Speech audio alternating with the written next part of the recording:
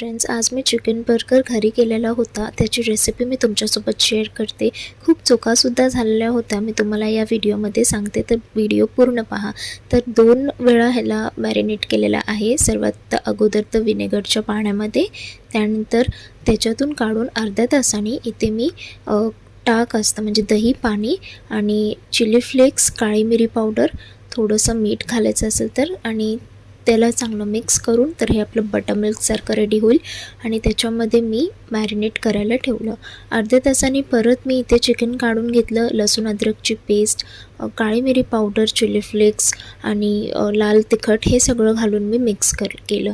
आता कोटिंगसाठी इथे मी मैदा घेतलेला आहे. लाल मिरची पावडर, मीठ टाकून चांगलं मिक्स करायचं आणि चिकनच्या पीसला चांगलं कोट करायचं. आणि इथे मी पाणीचा यूज केला आहे. तर याऐवजी एग केलं असतं तर जास्त बेटर असतं असं मला वाटतं आहे. तर नेक्स्ट टाईम मी नक्की तसं काहीतरी करून बघेल. आणि जशी KFCची जी कोटिंग असते मैद्याची, त्याला लेयर्स वगैरे येतात, तसं मी ट्राय करायचं बघत होते ॲक्च्युली, पण ते फर्स्ट अटेम्प्टमध्ये माझं नाही झालं.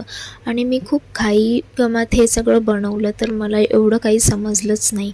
सॉसेससाठी इथे घरी जे पण अवेलेबल होते, peri peri sauce, mayonnaise, chipotle, mustard, ketchup, हे सगळं मी मिक्स केलेलं आहे.